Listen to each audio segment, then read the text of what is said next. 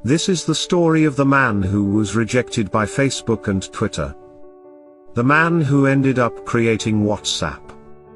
This is the story of Brian Acton. Brian was a computer engineer from the US.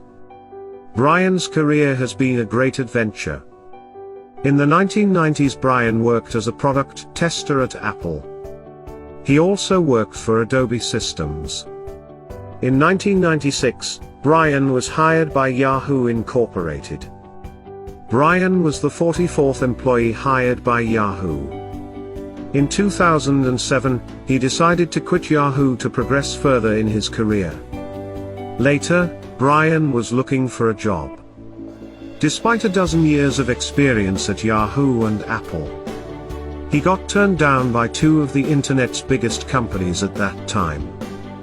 First, Facebook rejected him in August 2009. Then Twitter said no to Brian.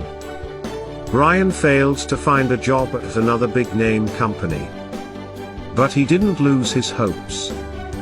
He stopped trying to get a new job. Instead, he focused on his own startup.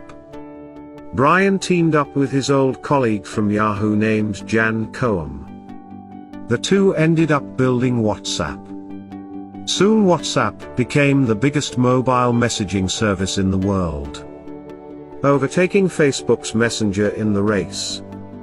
In February 2014, Facebook decided to buy WhatsApp for $19 billion in stocks and shares.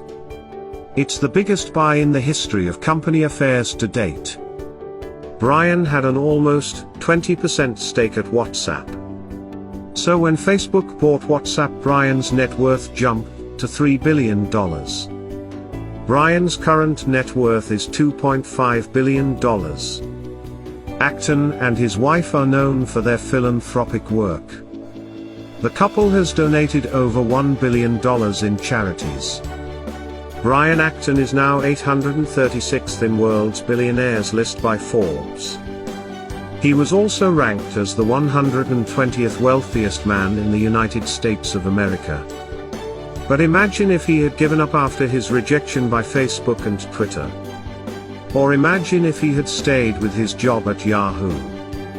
We wouldn't have any WhatsApp on our mobile. Brian is now running the Signal Foundation. The foundation gives people access to private communications through an encrypted messaging app. It is broadly used by journalists and human rights activists. Brian's story teaches us an important lesson. You never know what is coming to your life next. Just don't forget to try harder tomorrow.